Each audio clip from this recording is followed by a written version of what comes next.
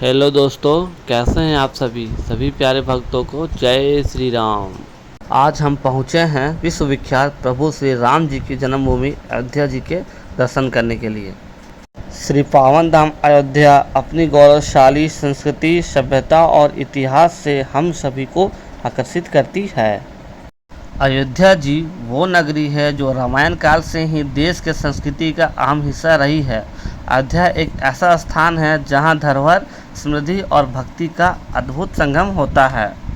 दोस्तों, इस वीडियो में मैं आपको प्रभु श्री राम जी के जन्मभूमि अयोध्या के दर्शन और यात्रा की संपूर्ण जानकारी दूंगा, जैसे कि अयोध्या कैसे पहुंचे, कौन से बेस्ट होटल और धर्मशाला में रुके, अयोध्या में 1 से 2 दिनों में कौन कौन से प्रमुख मंदिर हैं जहां आप दर्शन कर सकते हैं, और अयोध्या यात्रा में कुल आपको कितना खर्चा आएगा। तो ये सब कंप्लीट इन्फॉर्मेशन के लिए वीडियो को एंड तक देखना ना।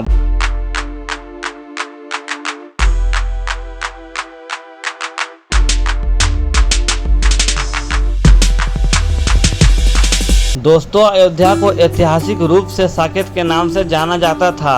अयोध्या भारत के उत्तर प्रदेश राज्य में एक सरयू नदी के तट पर स्थित है। आपकी जानकारी के लिए बता दूं, अयोध्या 2 हैं। एक अयोध्या वो है जिसे पहले फैजाबाद बोला जाता था, और दूसरी अयोध्या धाम है जहां राम मंदिर स्थित है। इन दोनों के बीच 10 किलोमीटर की दूरी है। अयोध्या झारखंड से 630 किलोमीटर, वही यूपी की कैपिटल लखनऊ से 135 किलोमीटर की दूरी पर है, जहां बाय रेल, रोड और एयरवेज से काफ़ी आसानी से पहुंचा जा सकता है। वही बाय रेलवे, जैसा कि मैंने बताया, यहाँ 2 अयोध्या है। तो फैजाबाद स्टेशन को अब अयोध्या कैंट के नाम से जाना जाता है। वैसे तो रांची से अयोध्या के लिए ना डायरेक्ट ट्रेन, ना फ्लाइट और ना डायरेक्ट बस है, लेकिन आप फिर भी रांची से अयोध्या बड़ी आसानी से जा सकते हैं। अयोध्या जाने के लिए सबसे सरल और सुगम मार्ग है ट्रेन यात्रा। रांची से कानपुर के लिए कई ट्रेन चलती है, ऐसे में लोग कानपुर से होकर अयोध्या आसानी से जा सकते हैं। अयोध्या जाने के लिए रांची से कानपुर की बहुत सारी ट्रेन हैं, जैसे गरीब रथ, राजधानी एक्सप्रेस और स्वर्ण जयंती एक्सप्रेस, जिनके नंबर है 12877, 12453, 12817। अयोध्या कैंट से आप ई रिक्शा पकड़कर 100 से 150 रुपये में अयोध्या धाम पहुंच सकते हैं। ऐसे ही यूपी के मेजर सिटी से अयोध्या धाम के लिए ट्रेन अवेलेबल है, जिससे बहुत आसानी से हम अयोध्या धाम जा सकते हैं। अयोध्या तो हम पहुंच गए, लेकिन अब सवाल आता है, हम हमारा स्टे कहाँ प्लान करें। दोस्तों, अयोध्या में अभी फ़िलहाल ज़्यादा होटल नहीं है। जो भी होटल है अयोध्या राम मंदिर से 2 से 3 किलोमीटर की दूरी पर है, जिसका कॉस्ट 2000 से 5000 या उससे भी ज़्यादा रह सकता है। आने वाले समय में यहाँ आपको कई सारे होटल देखने को मिलेंगे जो 1000 से 2000 तक रह सकता है। आप अपना स्टे हनुमानगढ़ी, तुलसी नगर या अयोध्या धाम रेलवे स्टेशन पास वाले होम स्टे कर सकते हैं। दोस्तों, होम स्टे के अलावा मंदिर के आप 1 किलोमीटर के अंदर आप काफ़ी सारा धर्मशाला अफोर्ड कर सकते हैं, जैसे श्री राधा मोहन कुंज, श्री जानकी मल ट्रस्ट, श्री राम सिंधु धाम अयोध्या, सिंधु धाम धर्मशाला, साहू धर्मशाला इत्यादि। मैंने मेरा स्टे विवांता होम स्टे में किया था। ये मंदिर से 2 किलोमीटर की दूरी पर था। इस होम स्टे का मोबाइल नंबर आप वीडियो डिस्क्रिप्शन से ले सकते हैं। अब जानते हैं अयोध्या में कैसे घूमें। दोस्तों, अयोध्या में ई रिक्शा और ई बस काफ़ी चलती है, जो मात्र 10 से 20 रुपये में एक लोकेशन से दूसरे लोकेशन तक आसानी से आपको पहुंचा देगी। अगर आप राम मंदिर के आसपास रुके हैं तो आप यहां पैदल घूमकर भी बहुत सारे प्रमुख मंदिर विजिट कर सकते हैं। तो चलिए आज मेरे साथ घूमिए श्री पावन धाम अयोध्या। डे 1 की शुरुआत आप अयोध्या पहुंचकर सरयू नदी से कर सकते हैं। अयोध्या जी माँ सरयू नदी के तट पर बसी हुई है। सरयू नदी का उल्लेख प्राचीन महाकाव्य रामायण में मिलता है। ये नदी काफ़ी पवित्र मानी जाती है और इसमें स्नान करने से जाने अनजान में हुए पाप धुल जाते हैं। अयोध्या के भूमि में उपजाऊ बनाने और भगवान श्री राम के जन्म का साक्षी बनने में सरयू नदी का अहम योगदान रहा है। जो भी श्रद्धालु अयोध्या आते हैं वे यहाँ पे सबसे पहले सरयू नदी में स्नान करते हैं और बाद में मंदिरों के दर्शन के लिए जाते हैं। माँ भगवती सरयू नदी के किनारे 14 प्रमुख घाट हैं। इनमें से गुप्तार द्वार घाट, केकई घाट, कौशल्या घाट, लक्ष्मण घाट और जानकी घाट विशेष उल्लेखनीय है। सरयू नदी में स्नान करके सबसे पहले आप जा सकते हैं राम की पेड़ी। राम की पेड़ी वही स्थान है जहां पे दिवाली में भव्य दीपोत्सव मनाया जाता है। यहाँ की दिव्यता और भव्यता देखकर आप दंग रह जाएंगे। राम की पेड़ी को काफ़ी खूबसूरती से बनाया और बसाया गया है। राम की पेड़ी को रामकोट भी कहा जाता है। यह वह स्थान है जहाँ श्री राम बारात लेकर अयोध्या में सीता जी के साथ पहली बार आए थे। राम की पेड़ी दिन भर श्रद्धालुओं से भरी रहती है। सुबह से शाम तक यहाँ पूजा अर्चना, कीर्तन और आरती के अनेक सार्वजनिक कार्यक्रम होते रहते हैं। यह घाट पर काफ़ी मंदिर बने हुए हैं। उन्हीं में से प्रभु के यहाँ का प्राचीन नागेश्वर नाथ मंदिर ये मंदिर भगवान शिव को समर्पित है। मंदिर का निर्माण भगवान श्री राम के छोटे पुत्र कुश ने करवाया था। कहा जाता है कि एक बार भगवान श्री राम के पुत्र कुश सरयू नदी में स्नान कर रहे थे, तभी उनके हाथ का कड़ा नदी में गिर गया, जिसे कुश नहीं ढूंढ पाए। ये कड़ा कुमुद नाम के एक नागराज को मिला।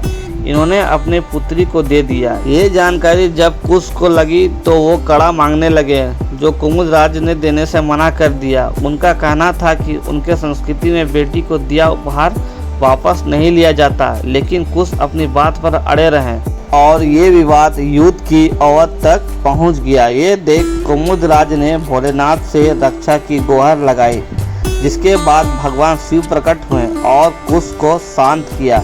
लेकिन विवाद फिर भी चालू था। ऐसे में भगवान शिव ने रास्ता निकाला। उन्होंने कुमुद राज की पुत्री कुमुदनी से प्रभु श्री राम के बेटे कुश से शादी कराने का विचार किया, जिससे समस्या का हल निकल आया। क्योंकि यहाँ भोलेनाथ जी स्वयं प्रकट हुए थे, तो वहीं पर कुश ने नागेश्वर नाथ मंदिर का यहाँ निर्माण किया। आज भी आने वाले श्रद्धालु मठ मंदिर में दर्शन पूजन के साथ ही साथ शिव को जल चढ़ाना नहीं भूलते हैं। और कहते हैं दोस्तों, यहाँ भगवान शिव के दर्शन किए बिना प्रभु श्री राम जी के दर्शन अधूरे माने जाते हैं। दोस्तों, मंदिर में दर्शन करने के बाद यहाँ पुल पार करके 100 मीटर की दूरी पर आप लता मंगेशकर चौक पहुंच सकते हैं। यहाँ पर 40 फीट की वीणा स्थापित की गई है और ये अयोध्या का प्रमुख चौक है, क्योंकि लता मंगेशकर ने अपने 52वें काल के जीवन वर्ष में कई गीत और भजन गाए हैं। इसे दर्शाने के लिए चौक के बीचों बीच में 52वें कमल दल लगाए गए हैं। इसमें साउंड सिस्टम भी है, जिसमें लता मंगेशकर द्वारा गाए गए राम धुन 24वें घंटे श्रद्धालुओं को अमर सुरीली आवाज सुनाई देती है। और लता मंगेशकर चौक से 11 मिनट की दूरी पर स्थित आप हनुमानगढ़ी जा सकते हैं। हनुमान जी को अयोध्या का कोतवाल भी कहा जाता है। यहाँ की ऐसी मान्यता है कि प्रभु श्री राम जी के दर्शन करने से पहले हनुमानगढ़ी में हनुमान जी के दर्शन करना चाहिए। हनुमानगढ़ी को अयोध्या का प्रवेश द्वार भी कहा जाता है और इसी मंदिर के आसपास ही सभी मुख्य स्थल बने हुए हैं।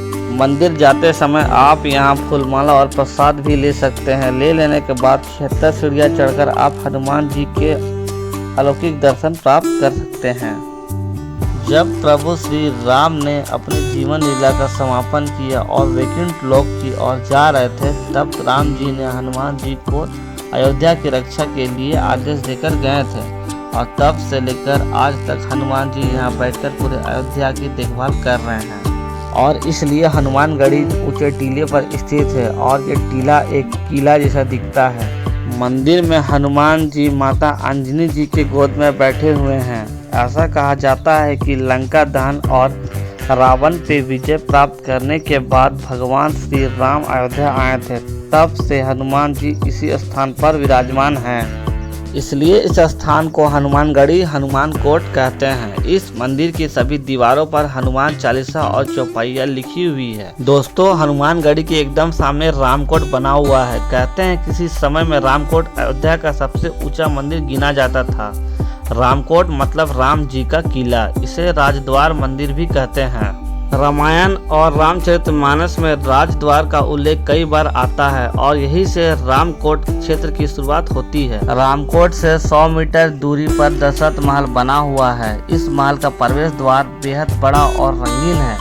कहा जाता है राजा दशरथ का निवास स्थान हुआ करता था। इस सुंदर महल के अंदर आप श्री राम, लक्ष्मण और सीता जी के मूर्तियां देख सकते हैं और इसी परिसर में काफी संख्या में जमा होकर श्रद्धालु भजन कीर्तन करते रहते हैं। महल के टाइमिंग कुछ इस प्रकार है। कहा जाता है रानी कैकेयी ने कनक भवन को माता सीता को मुंह दिखाई में दिया था। अयोध्या आने वाले श्रद्धालु श्री राम जन्मभूमि के साथ कनक भवन भी विजिट करने आते हैं, क्योंकि ये भवन अपनी कलाकृति के लिए काफी प्रसिद्ध है और मुख्य गृह में श्री राम और माता जी की प्रतिमा स्थापित है, जिनके आप दर्शन कर सकते हैं और आप इसके प्रांगण में जरूर बैठे। यहाँ गीत संगीत का आयोजन भी होता है जो आपको सुख प्रदान करेगा। कनक भवन के टाइमिंग कुछ इस प्रकार है। कनक भवन से 250 मीटर की दूरी पर श्री राम जन्मभूमि स्थित है। दोस्तों, पूरी दुनिया इस मंदिर के इतिहास को जानती है।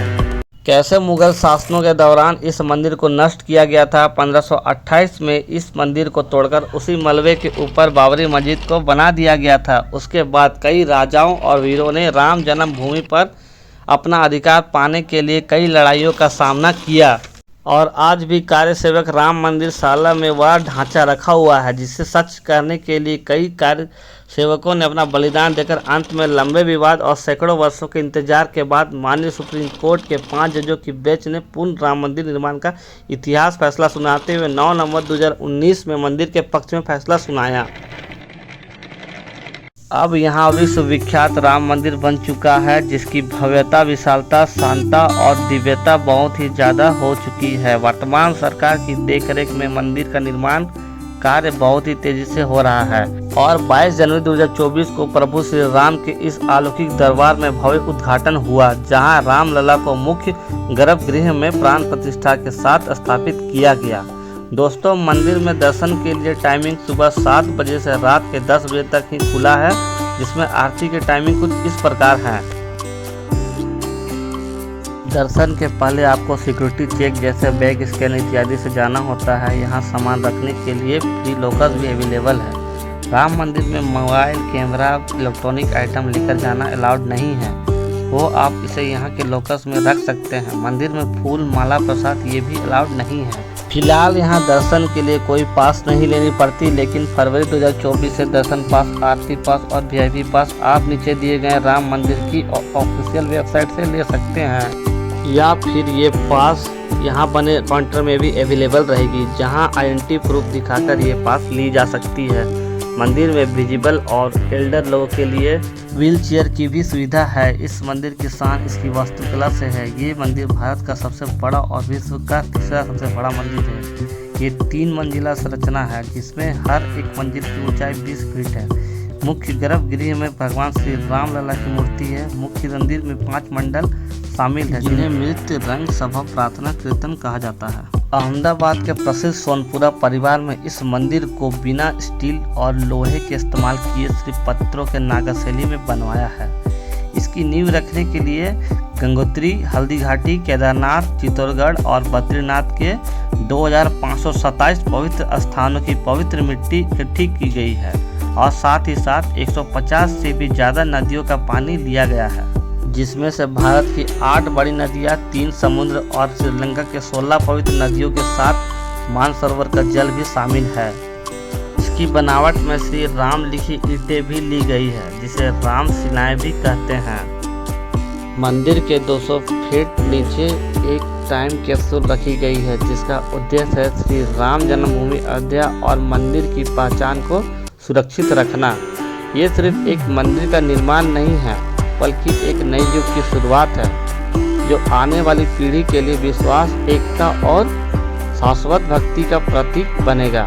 दोस्तों, मंदिर में दर्शन की व्यवस्था काफ़ी सिस्टमेटिक है, जहां 30 से 40 मिनट में मैंने प्रभु श्री राम जी के दर्शन किया। दोस्तों, रात के समय में आप राम की पेड़ी शरीर आरती में शामिल हो सकते हैं। यहाँ 7 बजे के बाद बड़े पर्दे पर रामायण भी दिखाई जाती है, जहाँ भक्त इन सीढ़ियों पर बैठकर इसे देखते हैं और फिर उसके बाद यहाँ लेजर शो भी होता है, जिसमें मानो आप खो से जाएंगे।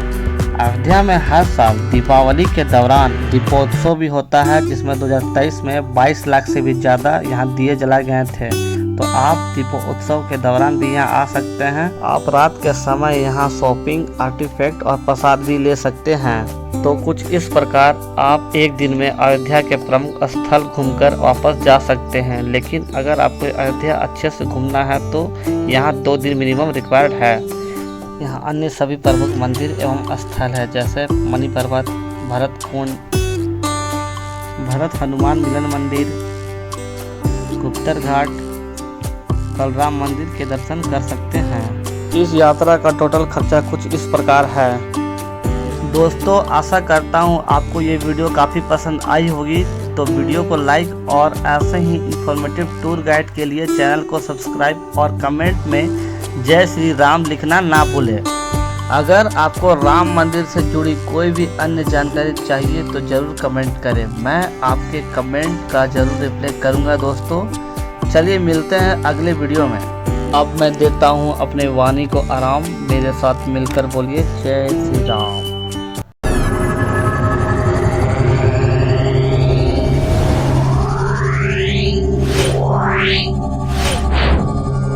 Yeah.